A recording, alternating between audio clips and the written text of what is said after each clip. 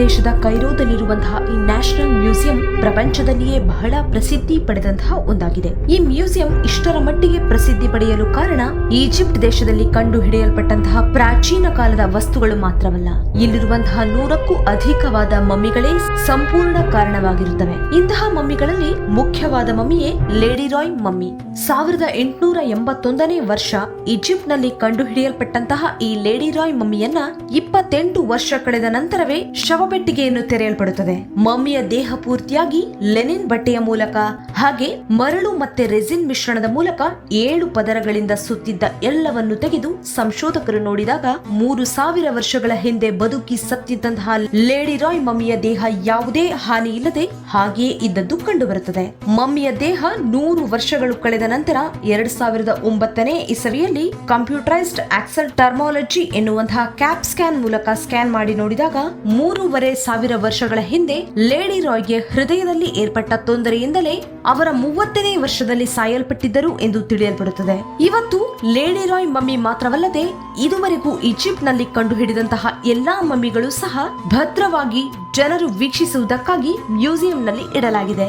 ಸಾವಿರಾರು ವರ್ಷಗಳಿಂದ ದೇಹ ಕೆಟ್ಟು ಹೋಗದ ರೀತಿಯಲ್ಲಿ ಹಲ್ಲುಗಳು, ಉಗುರುಗಳು, ತಲೆ ಕೂದಲುಗಳು ಹೀಗೆ ಯಾವುದು ಉದುರದ ಹಾಗೆ ಯಾವ ಹಾನಿಯೂ ಆಗದೆ ಹಾಗೆಯೇ ಮಮ್ಮಿಯ ದೇಹ ಇಂದಿನವರೆಗೂ ಇರುವುದನ್ನು ನೋಡುವಾಗ ಈಜಿಪ್ಟರು ಹೇಗೆ ಒಂದು ದೇಹವನ್ನು ಕಾಪಾಡಿದ್ದರು?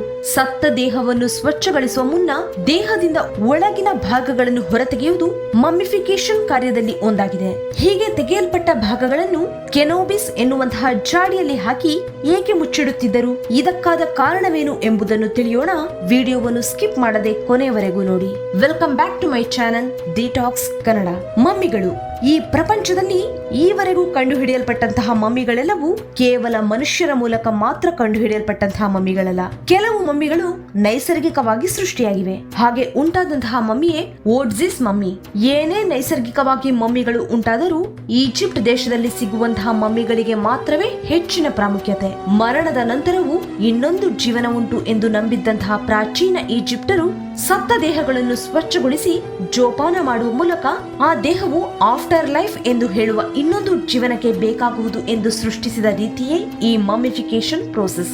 ಸತ್ತ ರಾಜರುಗಳ ದೇಹವನ್ನು ತೆಗೆದು ಮಮ್ಮಿಫಿಕೇಶನ್ ಮಾಡುವಂತಹ ಕೋಣೆಯಲ್ಲಿನ ಮಂಚದ ಮೇಲೆ ಮಲಗಿಸಿ ನೈಲ್ ನದಿಯ ನೀರಿನಿಂದ ಆ ದೇಹವನ್ನು ಸಂಪೂರ್ಣವಾಗಿ ಶುದ್ಧೀಕರಿಸಲ್ಪಡುತ್ತಿತ್ತು. ಶುದ್ಧೀಕರಿಸಿದ ನಂತರ ದೇಹದ ಎಡಭಾಗದಲ್ಲಿ ಚರ್ಮವನ್ನು ಕತ್ತರಿಸಿ ದೇಹದಲ್ಲಿರುವಂತಹ ಅಂಗಗಳನ್ನು ಒಂದೊಂದಾಗಿ ಹೊರತೆಗೆಯಲ್ಪಡುತ್ತಿತ್ತು. ಕರುಳು, ಕಿಡ್ನಿ, ಜಠರ ಹೀಗೆ ಎಲ್ಲವನ್ನು ತೆಗೆದು ನೆಟ್ರಾನ್ ಎನ್ನುವಂತಹ ಕಲ್ಲುಪ್ಪಿನಲ್ಲಿ ಹಾಕಿ ನೆನೆಸಲ್ಪಡುತ್ತಿತ್ತು. ಪ್ರಾಚೀನ ಈಜಿಪ್ಟರು ಹೃದಯವನ್ನು ಮಾತ್ರ ದೇಹದಲ್ಲಿಯೇ ಇಡುತ್ತಿದ್ದರು. ಅದಕ್ಕಾದ ಕಾರಣ ಹೃದಯವೇ ಜ್ಞಾನಕ್ಕಾದ ಅಂಗವೆಂದು ನಂಬಿದ್ದರು. ನಂತರ ಈಜಿಪ್ಟರು ತಲೆಯಲ್ಲಿದ್ದಂತಹ ಮೆದುಳನ್ನು ಉದ್ದವಾದ ಕೊಕ್ಕಿಯಂತಹ ಕಂಬಿಯನ್ನು ಬಳಸಿ ಮೂಗಿನ ಮೂಲಕ ತಲೆಗೆ ಹಾಕಿ ಹೊರತೆಗೆಯುತ್ತಿದ್ದರು. ಇದರ ನಂತರ ದೇಹದಲ್ಲಿರುವ ತೇವಾಂಶವನ್ನು ತೆಗೆಯಲು ಸತ್ತ ದೇಹವನ್ನು ಮುಂದಿನ 40 ದಿನಗಳವರೆಗೂ ನೆಟ್ರಾನ್ ಎನ್ನುವ ಉಪ್ಪಿನ ಮೂಲಕ ಸಂಪೂರ್ಣವಾಗಿ ಮುಚ್ಚಿಡುತ್ತಿದ್ದರು. 40 ದಿನ ಕಳೆದ ನಂತರ ಉಪ್ಪಿನಿಂದ ದೇಹ ಹೊರತೆಗೆಯಲ್ಪಡುತ್ತಿತ್ತು. ದೇಹದಿಂದ ಎಲ್ಲಾ ನೀರಿನಂಶವು ಸಂಪೂರ್ಣವಾಗಿ ಹೋದ ನಂತರ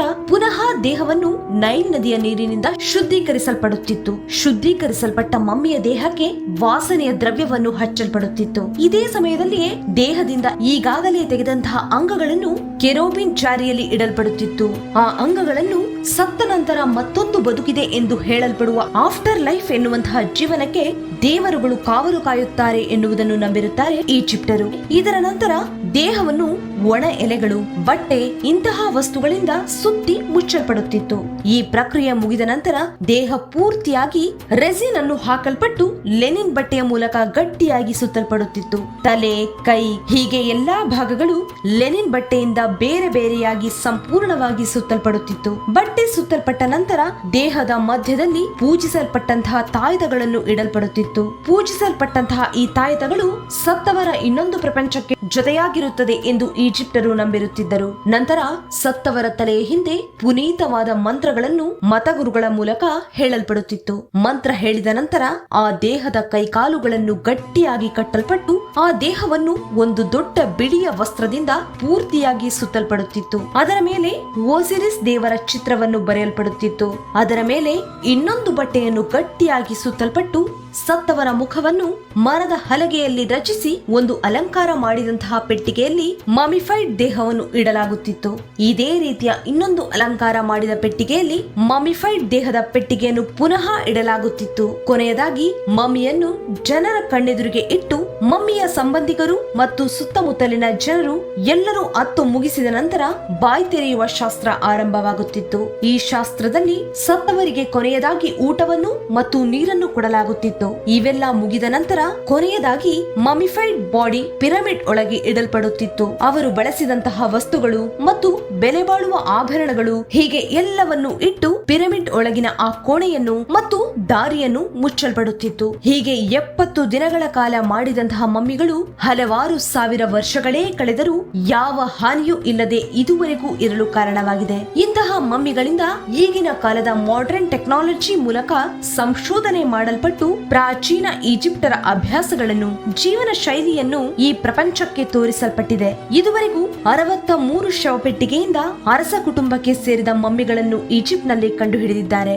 ಅದರಲ್ಲಿ ಮುಖ್ಯವಾದ ಒಂದು ಶವಪೆಟ್ಟಿಗೆ ಇದ್ದ ಸ್ಥಳದಲ್ಲಿ 6 ತೇರುಗಳು, ಬೆಲೆ ಬಾಳುವ ವಸ್ತುಗಳು, ಚಿನ್ನದಿಂದಲೇ ಮಾಡಿದಂತಹ ಶವಪೆಟ್ಟಿಗೆ ಹೀಗೆ ಎಲ್ಲವನ್ನು ಇಟ್ಟು ಮಮ್ಮಿಯನ್ನಾಗಿಸಿದ 18 ವರ್ಷದ ಈಜಿಪ್ಟ್ನ ರಾಜನಾದ ಕಿಂಗ್ ಟ್ಯೂಟಕಾಮನ್ ಎಂಬ ರಾಜನ ನಿಗೂಢವಾದ ಮರಣವನ್ನು ನೀವು ತಿಳಿದುಕೊಳ್ಳಲು ಇಚ್ಛಿಸಿದರೆ ಮುಂದಿನ ಸಂಚಿಕೆಯಲ್ಲಿ ಭಾಗ 2 ನೋಡಿ. ಇಂದಿನ ಈ ವಿಡಿಯೋ ನಿಮಗೆ ಇಷ್ಟವಾಗಿದ್ದರೆ ಲೈಕ್ ಮಾಡಿ ಹಾಗೆ ಶೇರ್ ಮಾಡಿ. ಇಂತಹ ಅನೇಕ ಇನ್ಫಾರ್ಮೇಟಿವ್ ಹಾಗೆ ಇಂಟ್ರೆಸ್ಟಿಂಗ್ ವಿಡಿಯೋಗಳಿಗಾಗಿ ಚಾನೆಲ್ಗೆ ಸಬ್ಸ್ಕ್ರೈಬ್ ಮಾಡಿ. ಧನ್ಯವಾದ.